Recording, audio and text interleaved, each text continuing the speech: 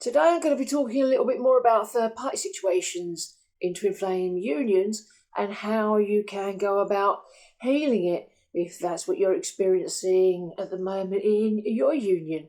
The reason a third-party situation exists is because it's just showing you something that you need to heal within yourself. Any obstacle to one's twin flame union is always the outer manifestation of an inner block. It could be a misbelief inside that needs healing, a belief in not being able to have love, a belief that maybe love is out of reach or difficult or painful or unattainable. So all that needs to be changed. I mean, you might have seen some very hard evidence in your life that that is the case, but it is one's belief about these things that manifests on the outside. So if you do have a belief that love is maybe not for you, maybe it's just for other people, maybe you're not one of the lucky ones, that's what you need to change. That's what you need to make the choice to release and bring the truth there. Because God gives equally to all his children. He's not going to give love to one person and deprive the next person. You might have a belief that you're not loved enough by the divine in order to receive your perfect life of love. Well, that is not true either. The universe is not chaotic and random. The love of the divine is not conditional. Because you exist to have love. You will have love. There might be also a belief that your desires have to be numbed out or forgotten because they can't be realised. Well, that's untrue either. The divine placed your desires in your heart so that you can have them, not to frustrate you or tell you you can't have it. The promise of dreams is they come true, and that's the opposite of what the world tells you. But it's time to release the world's thought system and choose the thought system that comes from divine love. And so this is why the third-party situation will bring fears up to the surface about love and commitment, any fearful feelings that you might have about these things. But it's bringing these fears up to the surface so that you can do something about them. If you have a fear about commitment, or maybe a fear that you wouldn't be committed to, you can go and sit with yourself. You can show up for yourself in this place. You can sit with these feelings. Sit with these fearful feelings, acknowledge your feelings, validate them, and see what happens. If you sit with your fearful feelings for long enough, they will dissolve, because fear is not divine. You are divine.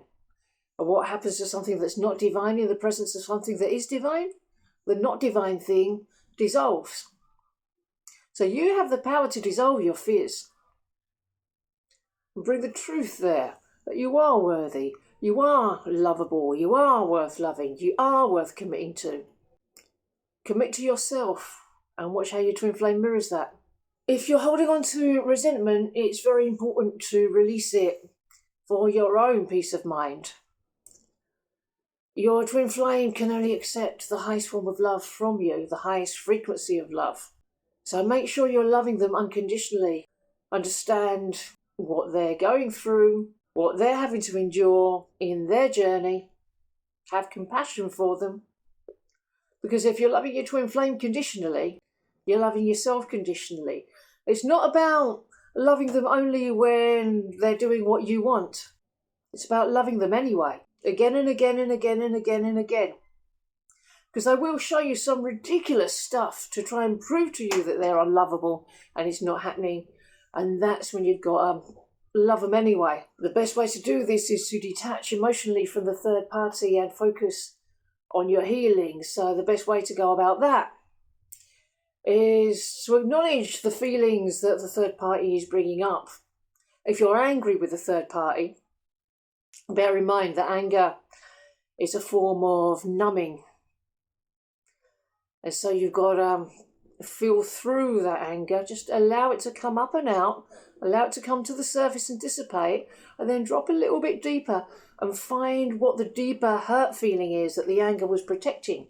And then you can do a mirror exercise on these hurt feelings and heal them by bringing love there.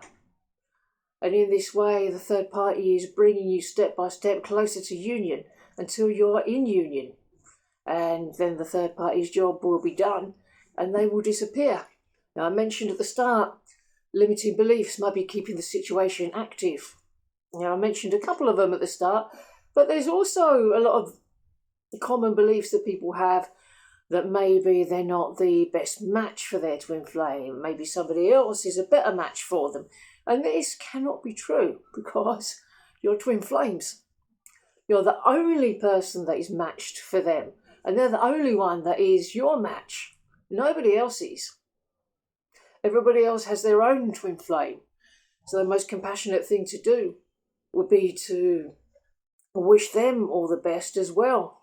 Like if you were with your twin flame and the third party was with their twin flame, there'd be no upsets in this area. Certainly not. Trusting divine order can help dissolve a third party dynamic because it's understanding that this is what your coming together story happens to look like. And they don't always look that pretty, I'm afraid, but it is what it is.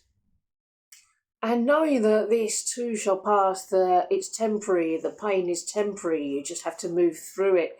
And the divine has a plan that has already been figured out that is going to bring you together with your person and it's going to make you happiest. So you don't have to control or try and engineer an outcome or try and shift things about or try and make things happen, because it's all happening in divine order as you take the steps of feeling your feelings and loving yourself. And everything else takes care of itself. The outer obstacles will melt away when the inner block is cleared through the practice of self-love, and you'll come together. So you don't have to try and control the situation on the outside, but at the same time, claim your twin flame. They are yours. You're allowed to enjoy them. You're allowed to claim what's yours. Claim your good in your heart. Ask the universe to show you how to claim your person deeper and deeper and deeper in your heart. Claim them as your twin flame. You don't have to do anything on the outside to do this. But by making this choice within, your choice is powerful. Your choice will shift the entire orchestration of your union.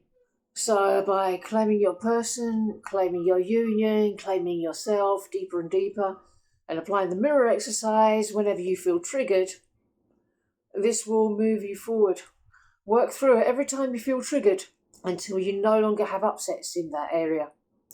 And then there'll be nothing keeping your union away. Your twin flame will have to come in and be with you.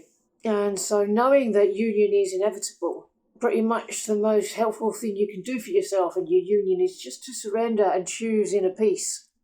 You don't have to work to make it happen. It's not about effort.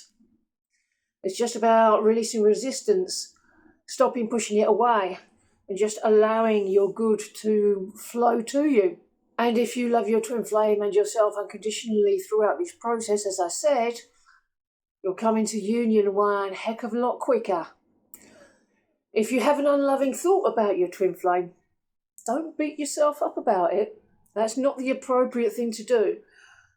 The appropriate thing, if you have a resentful thought or an unloving thought, is to look at it, do the mirror exercise, love yourself there. Supposing you have 19,000 unloving thoughts a day about your twin flame and you can only move through 5 of them, well, that's okay.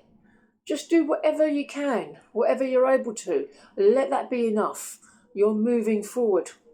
Bear in mind, you might have what seems like a huge block in front of you that seems impossible to clear, but then you manage to clear a tiny little block and it takes 50 others with it.